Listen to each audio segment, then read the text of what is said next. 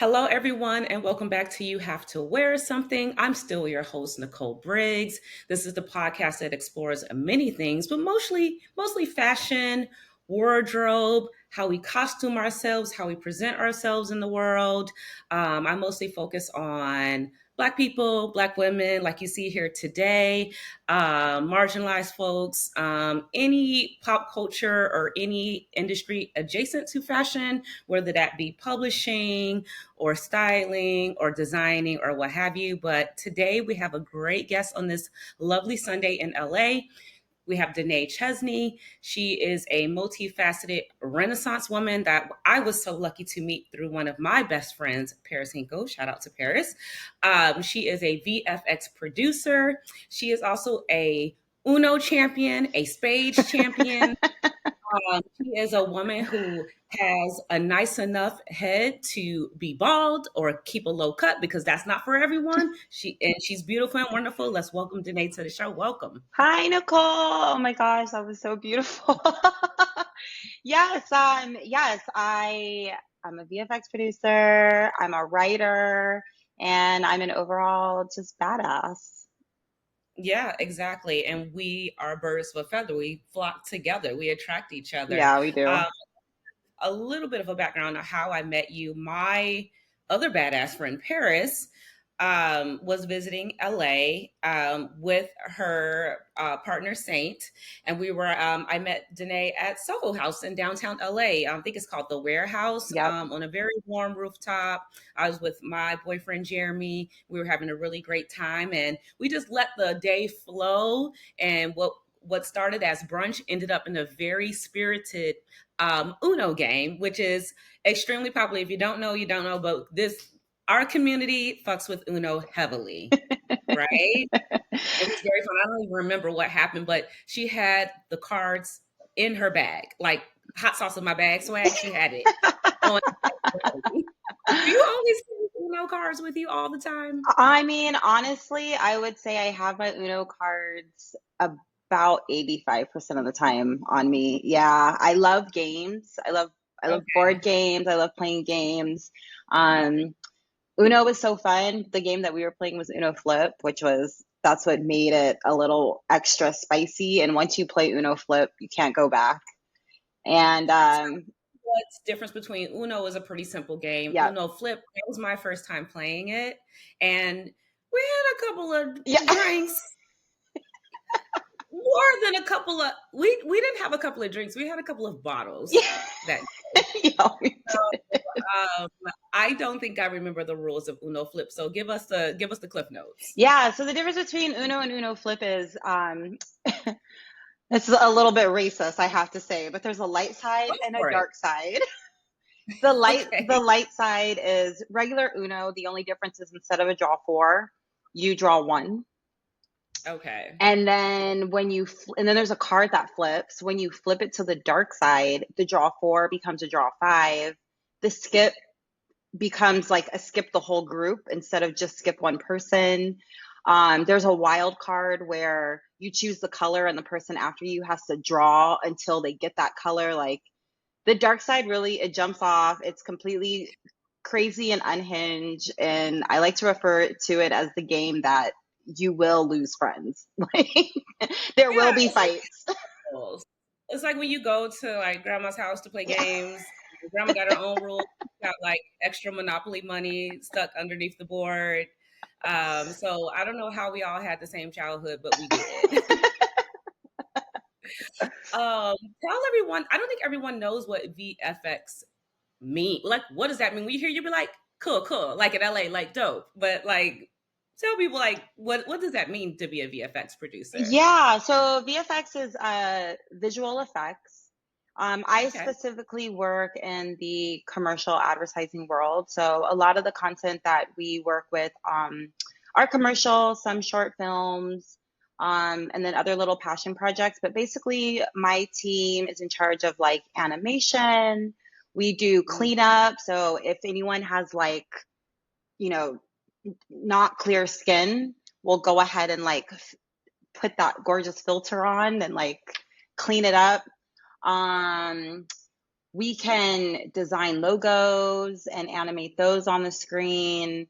We also basically, what we do like the online and the conform. So we'll bring any low res footage up to 4K or whatever you guys, whatever the client is looking for. It could be 6K now, people are working in.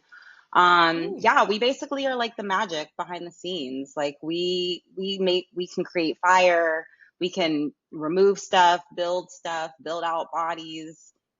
We do Yeah, it yeah. all. We do it Uh, all. Lion make it seem like someone's running from like danger. 'Cause I see commercials sometimes. I'm like, they did not get a lion. Yeah. That's Yeah. special effects. They did Yeah. not do that. So Yeah, that's dope. So, it's you're existing in a space that's probably, it's not dominant black, right? Like you're breaking the glass here, you're a black woman in tech, and you're doing something that I think when people think of VFX, they probably think of like white dudes, nerdy white dudes, right? yes, and that's pretty on base. It's a lot of white Mhm. dudes. I don't know if I would say nerdy per se, but definitely a lot of white dudes. And I think I've been working in this industry since 2017, and I've met maybe one other black producer who happened to be male. Otherwise, a lot of producers are white female, and then a lot of the artists, a lot of the editors, and a lot of the people that work on the VFX side are white men. Got it. And then is it also male dominant? I don't want to make assumptions in 2024 because things change. And then with that said, do you think, because there's two things that are always happening in industries, because same thing with fashion, every time there's a new creative director promoted, this just happened at Celine. Hedy Slimane left, and then some other like white dude. It's like they why even announce it? It's always a white man usually. And then every once in a while you get like a Virgil, or a Pharrell. Is it that it's just blocked due to like nepotism and history, or I've heard the perspective of black people are afraid to pursue these type of careers, and are afraid to apply, and that there's no pipeline. So what do you say to people that says like there's a pipeline problem? Yeah, I think it's kind of a combination of all of it. There definitely is a little bit of nepotism. I think when you work on the post side, it's very niche, and I also think a lot of people just don't even know that it's a world that they can explore. Women, black people, people of color, or just anyone in general, like it's a very niche thing. So if you know, then you know, and you're very passionate about it. I think others, especially if you want to work in TV, entertainment, the movie industry, like you hear a lot of buzzwords, director, producer, talent, and there's so many other avenues that you could explore that don't involve any of those. So, I think that's another key piece. And then I think it's a lot of white people just because white people hire what they see, what they know, people that look like them. I know when I was in a position to hire, I always try to hire women because there's not enough women editors. And so anytime a woman told me that they were interested in editing, it's like a unicorn, and I'm always here to bring them up. And same thing with black and queer people. Like I was more conscious in the way that I hired and who I like was seeking out, mainly because I wanted to see that reflection. I wanted to see that diversity, and also that reflects me. But I think if you're speaking to some of my white colleagues, they would want to hire who reflects them. Slowly and Yeah. surely, I think I am grateful. The company that I work for now is probably the most diverse. I'm loving to see it. There's a lot more women artists. There's a lot more diversity ethnically speaking, but it's still very, very, very far off. Very far off. I hear that. I hear that. there's so much happening culturally in the world. My timeline is just flooded with Diddy news and Jaguar Wright and Stitch, remixes, committed to cosplaying Jaguar and making fun of it. And I had to kind of get stuff off my chest last episode. But as someone who partied a lot in the 90s, who loved hip hop, who went to shows, who, you know, dated people in the industry, whatever, like was in the community, it was definitely a wild time. I went with some older family members to Freaknik when I was 17. I wasn't allowed to get out of the car. And I think the lack of record also has allowed men to kind of act funky, this lack of proof, or like everyone has their phone out all the time. So I have all these pictures I was taking at Freaknik, and that was like weird to be just there taking pictures, where now we always have our phone out, right? But the abuse was there, this hunt of women, this behavior around women. And so it's salacious, it's scandalous. We love the gossip, we love to read it. But like, there's also a bigger conversation of like, the patriarchy, men have been turds for a really long time. It's like, it's good. It's easy to focus on like one man and feel like he is the reason trafficking is up. And it's like, we have like a bigger conversation. So I'd love to hear what you think about it. Yeah, I mean, the Diddy stuff is really it's insane. I'm with you. I like grew up partying. I'm a product of growing up in the late 90s, early 2000s, mid 2000s. I've been to some of Diddy's birthday parties in New York, and hung out in that industry circle of music heads. And, I, up until this point, the Diddy parties were some of the best parties I had ever gone to. I personally didn't see anything crazy, as far as like the the freak offs and the stuff that's getting reported. Yeah. However, 100% I believe it, and it's really sad. I think it's more sad because men are trash. Men are trash.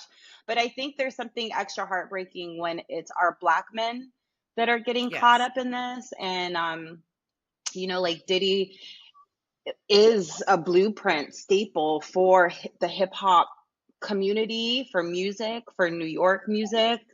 Really a tastemaker. He was an influencer before people were influencers, fashion and TV shows. And I mean, and literally he's met and hung out with everybody, like the top of the CEOs, athletes, actors, models, Presidents, leaders, politicians. presidents, everybody. Um, so, I want him to be under the prison. I want him to be under the prison with Cosby and with R. Kelly. Yeah. But it doesn't take away from the fact that it really is sad that these are our men and our community that were doing, these things are like horrific.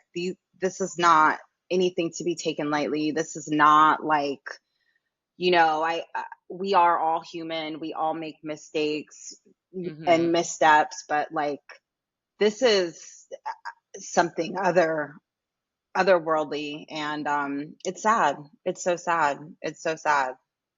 Yeah. Because like what you're doing professionally and everything, we get to a point. Diddy was a unicorn, right? And there is so layered, right? Because he's obviously a talented producer and has an eye for talent in music, right? Like he produced a lot of those early Mary J. Blige, but he also had mentors. And I think at some point in a boy's life, someone says or does something and sets an example. The example of how to be a mogul, a CEO, a businessman was set by a lot of different characters, Andre Harrell and Yeah. Leor Cohen Yeah. and Harvey Weinstein, another one, Clive Davis was in that. Clive Davis. So, you know, we went through this time where we were really talking about like Me Too times up, and then it kind of go, these things become hot button issues, and they kind of like the energy towards it die down, like DEI programs at companies. Like George Floyd passed away, and then all of a sudden people were like, diversity, diversity, inclusion, equity, let's go for belonging, and then it kind of, the commitment's just not there. So it is sad because you want to root for everybody Black. You want us to break through it, because that, honestly, like you said, that brings opportunity for so many people. I mean, he even has a school in Harlem, right? So him, LeBron, this is the same thing. It would feel similar if like this happened to LeBron or Obama or anyone that we looked up to and had high hopes for. So like you said, it is sad. I think the interesting part is about the one detail that stood out to me is the music aspect of his career kind of ended in 2008.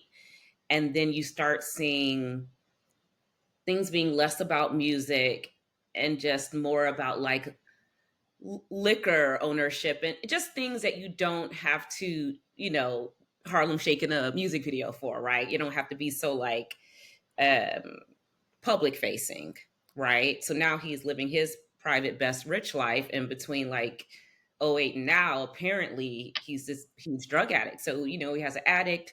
Addiction is a disease, right? It's also a way that you get people to do what you want them to do, especially young, impressionable boys and girls, whether that's a Justin Bieber or a Cassie or whoever. So, you know, unfortunately, like you said, with a Cosby or what have you, once the bad stuff begins to outweigh all those gifts and talents that you had that we know you for, the balance is off. And these are unforgivable things, you know? Yeah, yeah. I mean, and I'll even extend a little bit of grace because I do feel like with all of those men, there was trauma inflicted on them. I can't even imagine who the other powerful people in the music industry were that, like you said, guided Diddy. I'm sure that he's seen and witnessed a bunch of stuff, and now he, in the interim, is trying to play that same game. And Yeah.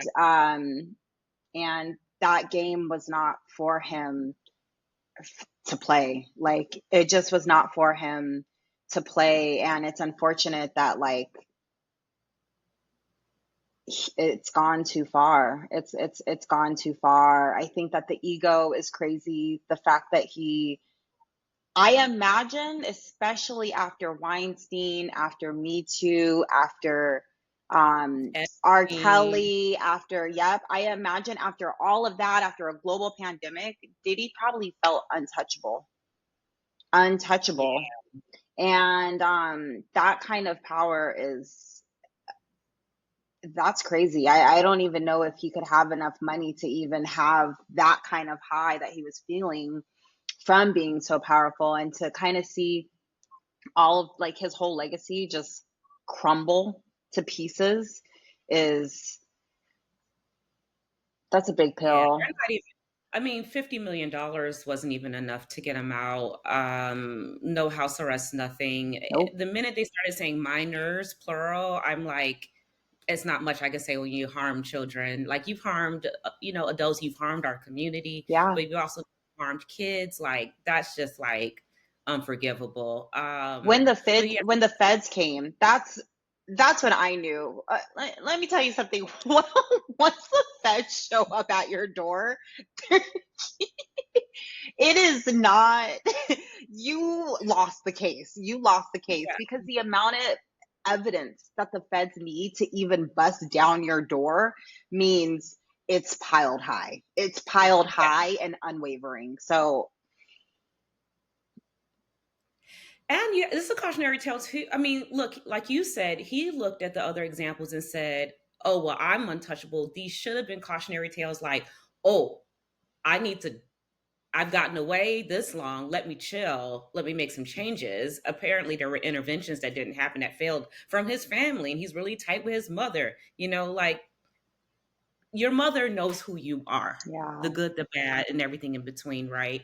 So that was sad because I think all of us, we get presented with many different uh, challenges in life when we make a decision to go left or right, right? That can change the trajectory of your whole life. But yeah, I always tell people like you said, by the time the FBI is busting down the door, they probably sometimes allow you to do that for a longer time so that they Yeah. could build a bigger case. Yeah. You know, I worked in a place, a luxury place, and a woman was stealing Chanel. She was a horrible Karen of a leader. And she was in charge of the Chanel portion of this business. And they let her do it for a longer time because the amount of money she could to make it go become a felony. And they arrested her on the grounds and took her out in handcuffs to make an example Yep. of her. Yep. And they're going to make an example out of Diddy and anyone connected. And I just want to say right now to my people, like, remember that twice as good speech? It's not fair. It's not fair. But you do have to move and maneuver differently in a white supremacist patriarchy. I mean, is that too, Yeah. I mean, is that Yeah. accurate? Am I going too far there? Yeah. Like, Black people do not play the white man's game. It's not for you. It's not built for you because you will be the first one thrown under the bus. And actually, Nicole, Diddy is like the small tip of the bigger thing that's about to fall. Like, so many celebrities are about to go down right now. Like, I he's know. gonna throw at like our favorites. It's a wrap. And the names are coming out soon. And I'm like terrified to know I'm because, also terrified, and the reason is because everyone's like, oh well, don't love celebrities, don't hero worship, and it's like our community, we need to know what's possible because we've told we were yeah, nothing. yeah, So we're not attached so much to the fame, but we are attached to it happened, it can happen, it occurred, what is possible for a black person. Oprah Winfrey, Barack yep, Obama. You need to see it happen to believe it. Even right now what's happening with Kamala Harris, right? She doesn't have to be my bestie. I need to know yes, it's possible for a black and South Asian woman to make it to the highest level of power in America after all that we have been through. We need to see it. So it's like they were like, oh well, because I've gotten into arguments with many of a white person over Michael Jackson, and it's like he's dead, first of all. So let us worry about our problematic folks. Y'all worry about your problematic folks, right? Because it is a conflict. It's rough to deal with. Like you said, like in Chicago, if we were in Chicago right now, you would hear R. Kelly and Earshot playing. They're playing the music, right? But it's someone, definitely white people have argued like cancel them permanently, even after death forever. And we don't even know what an Elvis or a white superstar has done because things weren't documented and recorded. well, I don't even mean to cut you off, but No, do it. Cut there's me off. there's so many white celebrities that no, we do know what they've done. We've seen it. Like Army Hammer is a cannibalist. Like we've seen what Weinstein has like people are in our face and like they actually don't get canceled. They don't Yeah. get canceled. They still get to keep their roles. They still get to make their money. They still get to do racist rants that are insanely disgusting. There's a documentary coming out on Chris Brown that's soon to come out, and I know it's going to be extremely divisive. And have your thoughts about Chris Brown either which way. There's so many white men celebrities that have fucking beat their partners and said it in interviews like, yes, I want to smack this person down if they talk out of hand. So no, I feel like white people get a pass all the time, and we're very and society is very quick to making sure any Black celebrities are completely canceled, out of the limelight, do not get a slice of the pie. I don't know how to argue either side. I just know that it's unfair. It is unfair, and it's not like we're like enablers, right? Like, leave our leave our black abusers alone. No, they belong under the jail. But like, let's really talk about the whole picture, the bigger problem at hand. Like you said, them getting so much grace. I mean, I think they're petitioning for Roman Polanski to, you know, Exactly. come back and be part of the Oscar, the Academy. And what he did with Jack Nicholson. And Jack Nicholson, no one talks about Jack Nicholson in the framework of an abuser Exactly. at all, right? But Roman Polanski is, canceled. And they're trying to get him, Woody Allen, whoever, So, I mean, we will be on here forever talking about, the imbalance of grace and how culture treats both sides. All of it is terrible. Everyone deserves to be convicted. And like you said, it's going to be sad. I just, I know we're just all preparing ourselves for like, that's not my favorite artist anymore, my favorite comedian. So it is going to be really tough just because of the inspiration and the hope these people instilled in us and even beyond. Because like beyond, like someone like Beyonce is influencing women globally, not just Black women, And by the way, everything that we do, any way that a Black woman advances, it helps all We other all women. win. We all We win. all win, And so, that's another thing too. You said you were reading some interesting stuff. I don't know why randomly I'm thinking about books, but I'm planning to read Ta-Nehisi Coates' new book, The Message. But starting off the other night, 2 nights ago, I went to Law Roach's talk at Noya House for Oh, I his wanted to go to that. Yes. How to Build a Fashion Icon. Thank you, honey. Thank you, Jeremy. Got the book pretty much on the same day of the talk. Got it signed. He's from Chicago. That's Chicago hero. And see, it's like that. That's how it starts, right? He's a self-made man. He's a queer Black man from Chicago. He has a lot of hustle. He tried to there was a lot of parallels that I related to him trying to make fashion and retail and styling and costuming work in Chicago. It just doesn't work. It's a great town for traditional roles, traditional careers, Not that, tons of creativity comes out of Chicago. Of course, we got Common, we got Ye, we got him, we got so many people, but most of the time a creative professional has to leave Chicago to get to the next level, And you were saying something about New York. I know I'm jumping around a little bit, but where have you lived? I know you're in LA right now, but where are you from? Where have you lived? Yeah, so I grew up all over Southern California, super Cali girl. Nice. Literally the A whole, native, yeah, y'all. yes, yes. Literally the whole thing. I know that's like very elusive, but I literally grew up all over Southern California. And then I lived in Las Vegas, and then I moved to New York and lived in New York for about 6, 7 years. Okay. My first year I was in Washington Heights, and then after that I moved to Astoria, Queens, and that's where I call my second home essentially. All right. I don't think a lot of people are like, man, I want to go to New York, go to Astoria, Queens. Tell me something. You know Every what I mean? Like, people are like, they either want to go to like the Brooklyn or Brooklyn. Manhattan. But we love all boroughs matter. Yeah.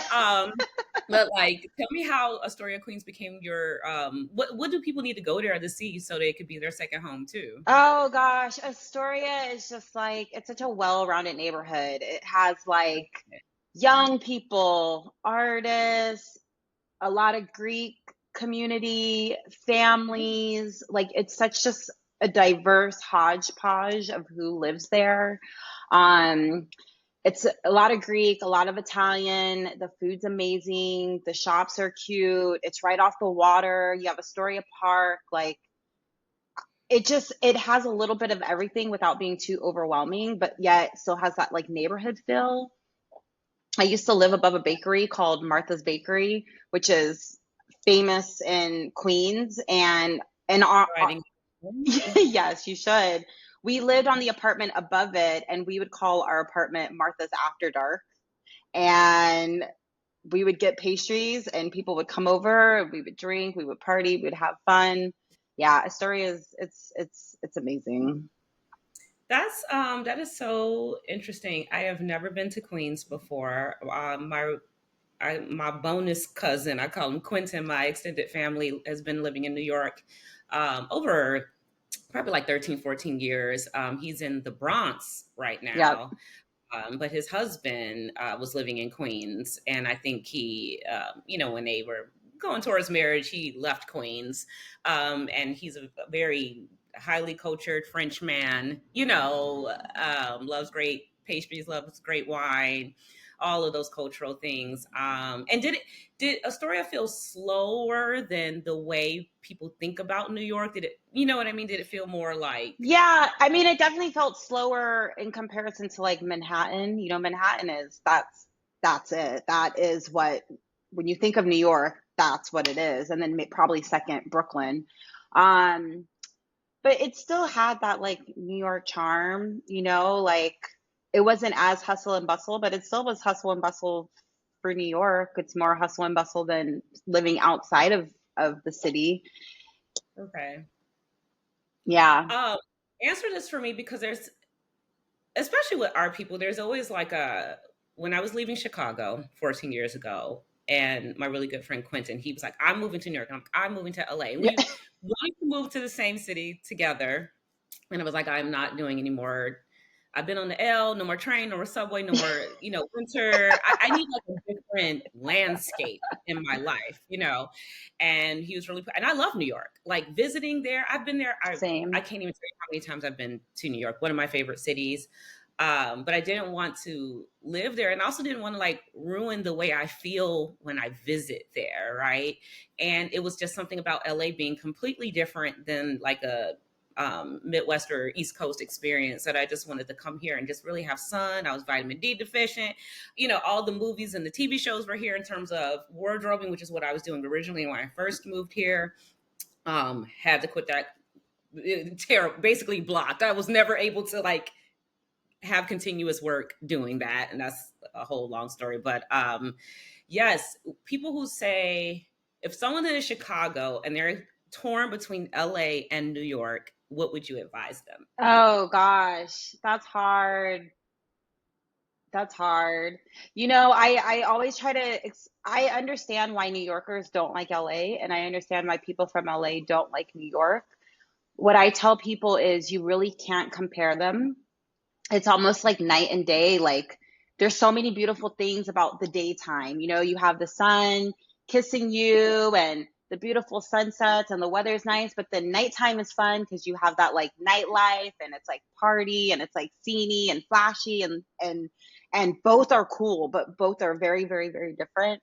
So I think I would say it depends on like your energy, what it is you're seeking for the next chapter of your life. If you want something a little bit more fast paced, a little bit, you want to be on your toes, you want to also New York is the most ethnically diverse place. I tell everyone if you do not have a passport, if you do not want to leave America, go to New York.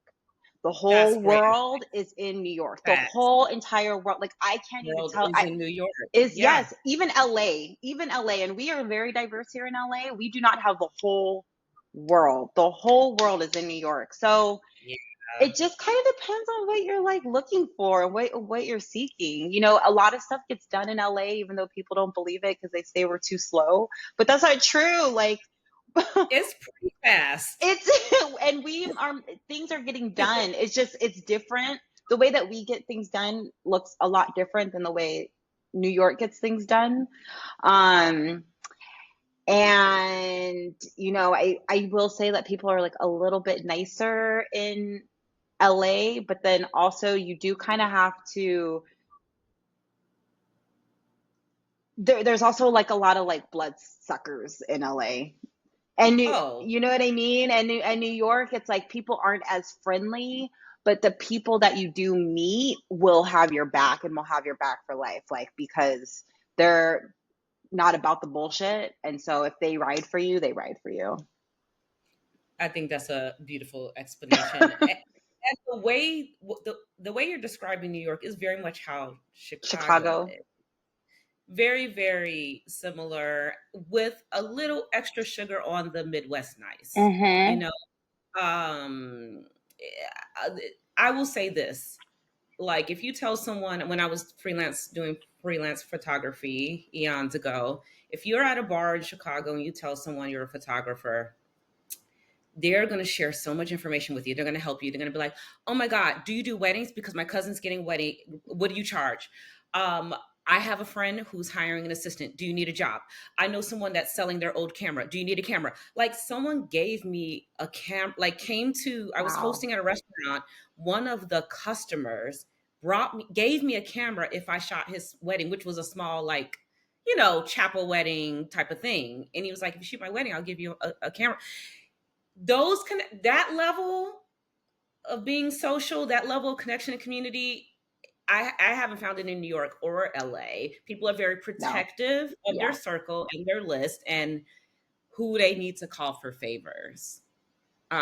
So I do miss some of that, but it is like you said, there's a lot of aloofness in LA, but when you find a real one, you have a real one, Yeah. you know? Um, Tell me about what you're reading right now that you would recommend. Oh, okay. Well, I'm in a book club. So for book club, for book club, we're actually reading. Oh, what's the name of it? It's Obama's writer wrote this book, Okay. and we're reading it essentially since the next book club's going to be around the election. Okay. I'm drawing a blank of the name of the book, but I'm super excited because if anybody's speeches are the speech, it's Obama. Like Obama's are the gold star standard. So I'm excited to read that. And then my personal books, and we're only reading multiple books. I'm reading Rachel Lindsay's "Miss Me" with that, which is Okay. I guess a little like memoir y. Mhm. I love that too cuz listen, like going back to help and community, if you can't find like a life coach or a mentor, you can read about people's lives I love and reading. learn. I Yeah. love reading too, and I'm always reading multiple books too, and I'm just like, I just can't read enough. It's always like another one. Like, let me finish this, and I start another one, and So, if I'll look that up, maybe I could put it in the description Yes. for the show so that Yes. people can read that. But it sounds like an excellent read. What's a top book that you've read like recently? Oh my God. I had to read for work, Leaders Eat Last, by Simon Sinek. And not everything he says, there's a lot of thought leaders professionally who are like, if you just work hard and are positive and how to influence people and make friends vibe, and they never account for the sexism and the racism or the classism, so being nice and being positive only gets you Yeah. so Yeah. far. But right now I'm gonna breeze through How to Build a Fashion Icon. I've only had the book for 2 days, so that's gonna be the next thing. And it was a fun talk. It was um, Shout out Law Roach. Love really. Law. I love Law so much. Like, I oh love my God. Law. So authentically himself. He does not give a fuck, and I love that partnership with Zendaya. They really did that and built that together. Oh, they did it together. And also, I have to say, like, the haters that shut Law out in the beginning, and now everybody is trying to kiss Law's feet. You know what? That's that's black magic. That's black magic right there. That's what black people do. That is literally what we do. Oh yeah, yeah. It was moderated by Normani and Kiki Palmer, and Kiki Palmer, another I Chicago, love Kiki. and she just like she fills the room. I felt so bad for Normani because she is truly shy, and Law is a big personality too. Yeah. But it was moderated well, and you could see Kiki using restraint because she could just really take that stage over. She's just so talented and funny and quick witted, and Yeah. like it was really great. It was people in the audience dressed like Law Roach with like 50-inch bust down and like in a suit with no shirt on and stuff like that. And I'm like, yeah, when people are you for Halloween or cosplaying you, you Yeah. made it. My Yeah. dream right now, I would love Law to style Kamala, because I think Woo. Kamala's next big move, especially once we have Madam President, is Period. I love her power suits, don't get me wrong, but I think we could elevate them just a smidge. And I would love to see fucking Kamala coming through, just fucking slay down boots and these power suits, like, Yeah, like get her in Tom Brown, yep, Loewe, yep, Prada, and he has a way he would do it in a presidential way, yep, yep. I you need that. know? I think that's gonna be the cherry on top. Like, Yeah. Yeah, no, I'm also very nervous. Like I didn't want to even get into I did an episode about Kamala and her suits and tailoring and her Manolo Blahniks and basically her recipe for her image, right? And she has a great recipe right now. If it yeah, ain't broke, you fix it. It's like Michelle Obama waiting until she was out of the White House to wear braids and natural hair and, go ham on her outfits, wear leather. She was wearing thigh high boots, yeah, she Balenciaga. was. So she was like, I'm free, so there is a certain level of restraint and conservative, dressing that you have to do as a politician, especially As a she's woman, but the that first to sucks. do. I mean, I feel like all her jobs, she's the first black, like she's the first to do everything. That's a burden. That's heavy It's a to lot. carry. It's a lot. So she has to truly play it safe. But like, fingers crossed for November, man. I'm like, white people do what you're supposed to do, particularly white women. America, sadly, in so many situations when they're supposed to do the right thing, they do the wrong thing. Yeah. Please don't do that this year. Yeah. Please, y'all. I beg of y'all, don't mess this up for us because you mess it up for everyone. Yeah. Think about the person next to you. Well, it's feeling a little bit life or death. So, like, I know. it's kind of, I encourage everyone to vote. Honestly, whoever you vote for is whoever you vote for. But it is that important that, like, it's a life or death situation, and everybody definitely needs to get out there and say their piece. Let's see what the people really want. I know what I want. I know what I want. No, listen, the best thing I heard that my guy Jeremy always says is if your vote wasn't important, they wouldn't try so hard to take it away That's from you. right. So I always think about that, and also just sacrifices before us, all the tests they used to give us, all the suppression we used to have, used to kill people over this. So I'll be damned if I take it lightly. For real. I like, if nothing else, we have to do it for our ancestors, because, like, for black people, for women couldn't, but like for all of it, like, it's literally, we have to, Yeah. because too many people fought, lost their lives, and, like, really put it on the ground so that we could step into these ballot booths. Yeah, yeah, no, I definitely am so serious. I always exercise, and I still like the local ones are more difficult, but there's information out there. We live in an information age, y'all. Spend a little time, Google those judges. Yep. If you're against like over incarceration, get them judges up out of there. Yep. Like you have more power than you realize you have, and I wish people kind of think a little bit more critically about that instead of, it's not always about the president all the time. I It's agree. about some local ones too. Apparently, speaking of that, and black women and the burden, October 11th is supposed to be Black Girl Mental Health Day. Apparently we're all supposed to take the day off. Oh. But I have to work. I'm probably going to go. But maybe I leave early. I don't. But it's also a day for like Black women maternal health, which has been on my mind because transparently, I just had a crazy surgery audience of myomectomy. I had 14 fibroids removed from my body that had been growing slowly and, intensely over the course of 15 years. And, it plagues Black women. Yeah. So we deal with so many reproductive issues, and we're 300% more likely to die during birth and all kinds of stuff. So, we're so far from equity and equality, it ain't even funny. Other stuff in the pop culture happening that I was thinking about, is just so much coming at you. Where we are present is, you know, thinking about Diddy, but also like looking at Beyonce in these Levi's ads, and So good. too good. It's so, it's It's so. so good. She looks so good. It is so good. The marketing campaign refers to an older one. I love archival Yes, references. I saw the old with the guy, that old Yeah, archive. the Yes, laundrette. yes, yes.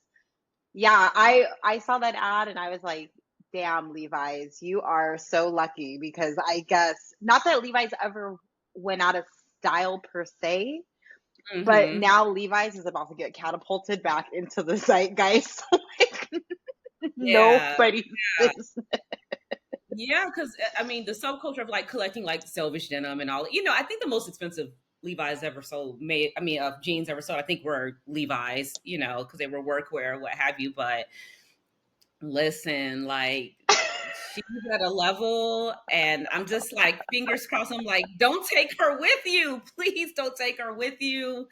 Um, yeah, I was like, this is just so dope. I guess like Levi's, there's a backstory too. I guess, Tina made all the clothes for Destiny's Child. Right. But they did used to request from designers, and they were literally denied clothing even after being Grammy winners for years. They didn't want to dress them, basically because they were Black girls. They didn't want to dress a Black girl group. And Levi's was one of the few brands that gave Destiny's Child clothing. So people don't forget that shit when they get big. Yeah. Of course, now any brand would be lucky to have her as an ambassador or a spokesperson, right? Um, and then I was thinking about how Off-White was sold too. I don't know if you knew that, but on Virgil's birthday, no less, Off-White LVMH, sold it to a brand, Blue Star Alliance, which owns like Tahari and Scotch and Soda. It isn't a luxury brand group. And I had so many feelings about it because Virgil was such a beacon for the culture, Hmm. and LVMH has the power and the resources to keep Off-White relevant and important. And it just seemed like once he was gone, they were like, whatever. I And didn't know that. I had no idea. I think I would have loved to have seen them put a new, young, upcoming Black creative director in that space to kind of like take Off-White, in the next direction, because yeah, I mean, Virgil was a savant. Virgil was a savant. Like that is, I mean, he was doing everything outside of just fashion. I mean, furniture, and like he was doing all of it. So that's really unfortunate to hear that they sold the brand off. And they did have a young Black creative director. This is what I'll say about that business, is that if a Black person is in a role like a creative director, a leadership role, a role of power and influence, it got to be a hit, right? Like Pharrell taking over uh, Louis Vuitton men's, he's a huge global star. It almost guarantees that it's going to be a hit, right, right?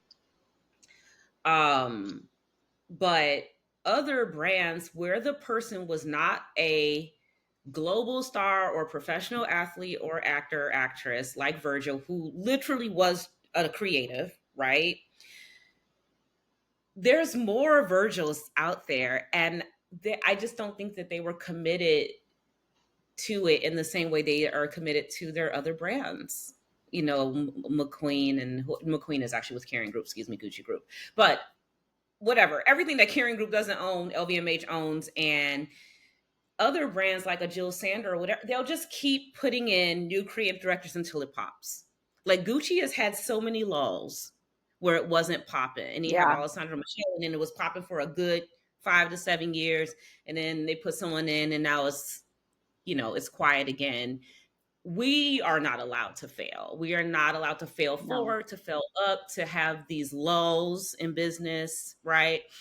And I just think they sold it to get rid of it, and that they know that this group is not prepared to make it a success. It's like they sold it off to die in that company. Sad. That's It's sad. really, really unfortunate, especially because whatever they were paying Virgil, the dollars, the billions in influence, they made way more money off of Virgil. Still to this day making money off of Virgil. Um than they ever did, right? He made it more relevant. So And also to see like this is his legacy. Like they're like instead of like uplifting it, it's just gonna slowly, you know, like 30 years from now, it's gonna be like, oh, that off-white label from like back, like I don't like that. yeah, it was really bad, especially at how successful it was, and you know, that was too bad. So you know, so that's where the fashion industry kind of gets on my nerves. They like do a good thing and then they do like a terrible Yeah. thing. They make like a blackface sweater or something, Oh my God. or like, I'm like, can we just keep going in a good direction? The steps. Ralph Lauren has a new young black creative director. His name is James Jeter, and he went to Morehouse from Hmm. HBCU. So like, I'm gonna keep an eye on that to see like what happens. I hope he gets a real chance, right? Not like you get 1 year to turn the business around. Like I hope they give him a good opportunity and the support he needs to be um, a successful creative director. But yeah, no, in all industries and all positions, you have to be so amazing. You know, you have to really bring the magic, You or like you're you fired. have to go above and beyond. Like we have to go above and beyond for anybody else's like bare minimum in Correct. order for and in order for us to even like continue to have a space to even take Yeah. up space. So Yeah. Yeah. No, absolutely. I think also, I think we need I want to talk to you about like dating a little bit in New York and LA. That's another LA versus New York thing too. Like who has the worst dating?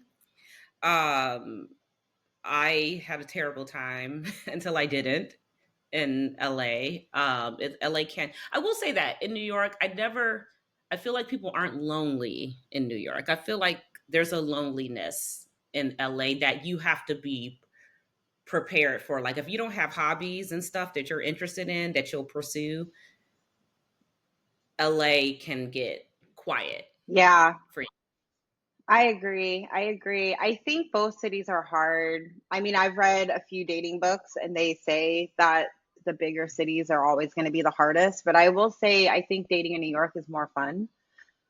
Mm, Um, just because people are more proactive.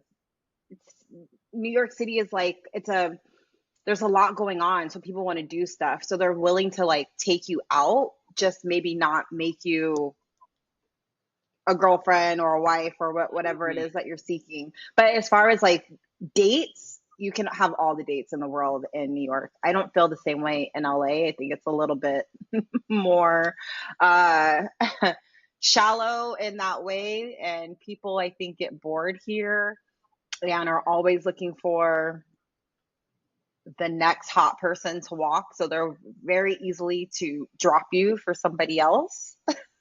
Mm, Um, Also, in general, I just think the dating apps have like really complicated a lot of stuff. Like, I know we've had The dating websites, pre-screening, huh? it's the pre-screening for me. Yeah. Like there's so many. I would only there's like coaches for how to date on apps now because I would just you're having all these conversations and never meeting. I mean, chemistry is a real thing, you Chemistry is know, a real thing. Yeah. and then I would meet people. I'm like, oh my god, I didn't even know he was bald or whatever, like or those pictures are hella old, or especially in LA where he says very shallow and visual first, which Yes. that's fair. Like you want someone well groomed and good hygiene and that looks like they care about themselves. Physical attraction is important. Yes. It is. It is important, but it can't be the end all be all. Yeah, like I pinched an inch, like you're out, it can't be the that vibe. But yeah, I just it is funny how though, like the minute that I gave up and was like, I don't care, I'm just gonna go and see what so and so is talking about. That's the person I ended up with for 2 years. But when I had the lowest expectation is when I met the best person. But before I was like very like calculated and strategic and like I'm gonna wear this for coffee dates, but I'm not gonna wear. I still don't go on coffee dates, but anyway, I'm gonna wear this, but I'm not gonna wear this at night. But I'm not gonna wear red lipstick. But I'm not gonna. I had a guy on the apps tell me, black guy. Also, we have it's different in our community too. There's a lot going on, but I had a black man say we were just chatting on Hinge, and he said, oh, I don't want to meet you because you used a lowercase b when you typed black women.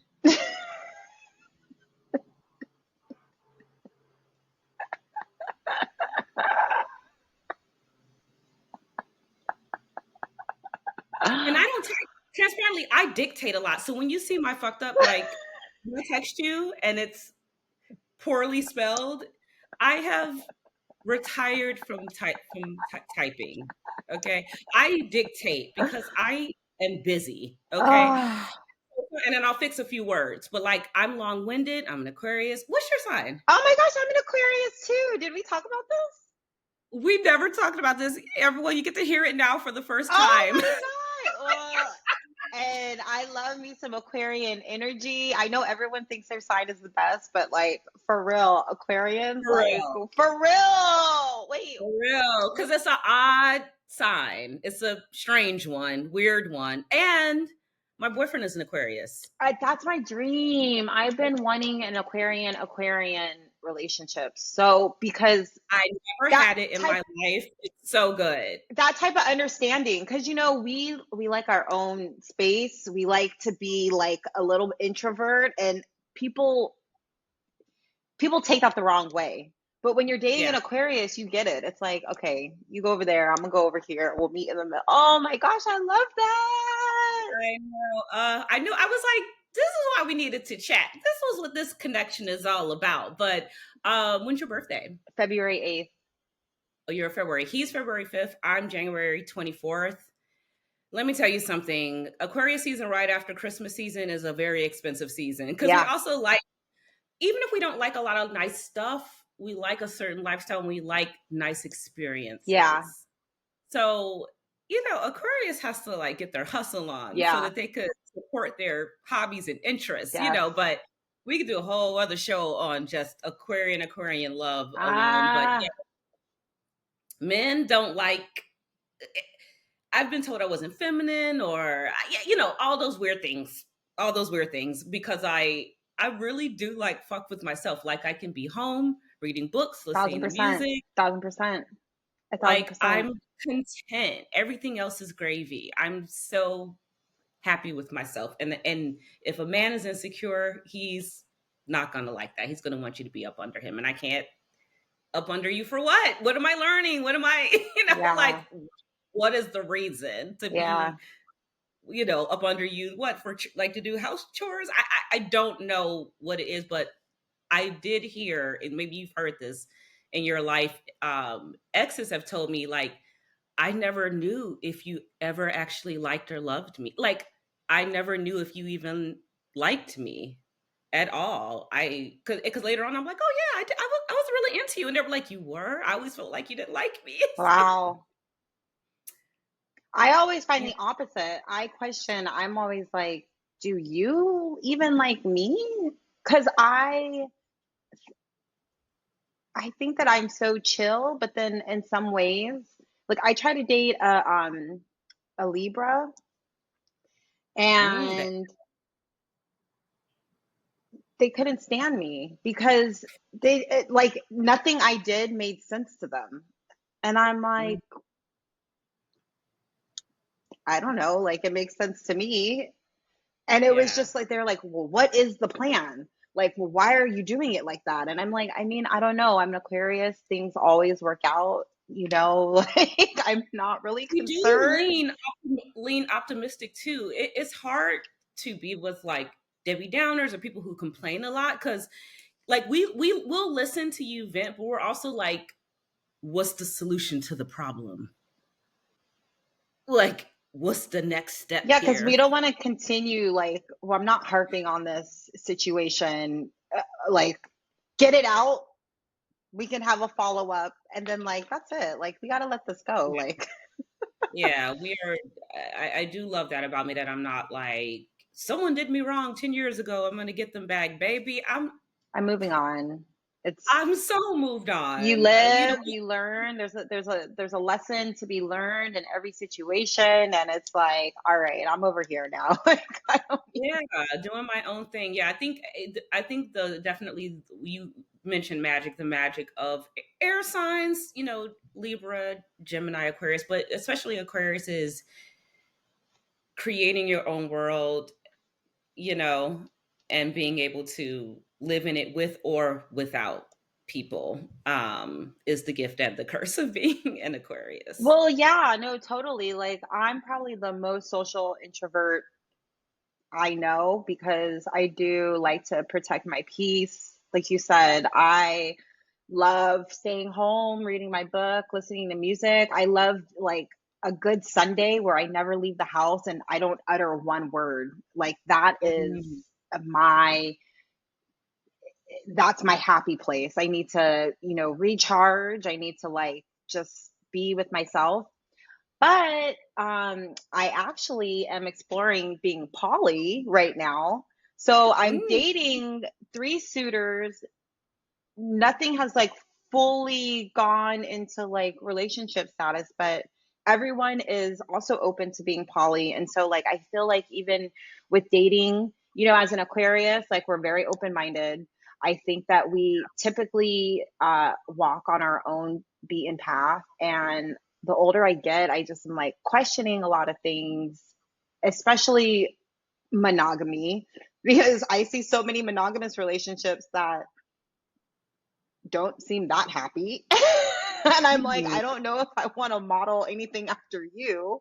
And also, too, who set that standard? Who said monogamy is the end all be all? And Yeah. I think right now it's fun because I'm learning so much about myself just in everybody that I'm dating is completely different. Everyone brings something unique to the table, and my brain is like over expanding because I'm able to tap into like different areas and people are calling different things out of me, and it's been super super super exciting. Like, so I think I need my alone time even more because now I'm like extra turned on and extra like giving parts of myself to multiple people in a new and exciting way. I feel like that's really dope. I feel like Aquarians are always the trendsetter, and having the open mind and being willing to test and fail and learn and try again. That's a certain type of person Yeah. that can do that. That are like, if it fails, it fails. I did it. I tried it. I learned, and I'm still here. Um, and I would love to circle back on the poly conversation as you are getting Yeah, deeper into it, a as it thousand progresses. percent. I Because would I love think that some because people it's fun think, for me. I would love to discuss it more as I progress on. yeah, no, because I think what people think it is, that's not what it Yeah. is. You know, and I think that that's going to need some more meat on the bones and some more time. And speaking of you and using your Saturday and your Sunday and usually keeping it as your quiet peaceful time to yourself, I want to thank you for sharing your Saturday morning with me. I was so excited to connect with you and have you on the show. These are the conversations that I'm always trying to have, in addition to um, it being fashion adjacent. Because look, like you're not going on your dates like naked, right? You have to wear something to the That's right. glamorous dates, right? So we can even get into that a Yeah. little bit. But you'll definitely be back. This has been a great conversation. I appreciate it. Yes, Nicole, thank you. Yes, yes. You have to wear something is very dynamic and multifaceted. This is probably, I think, my fifth year podcasting, and so many technical stuff and so much has changed from when I first started. I was recording on Anchor and then Spotify bought Anchor and totally gutted it and like so many weird things. But I appreciate you being here. You'll be back. Any last thoughts you want to leave for the people? No, this was so fun. Thank you for bringing me on and diving into a little bit of everything. I love all of these topics. I love talking about dating, pop culture. Yeah, I would say what I learned today is to read and vote. And until next time, I'll say peace.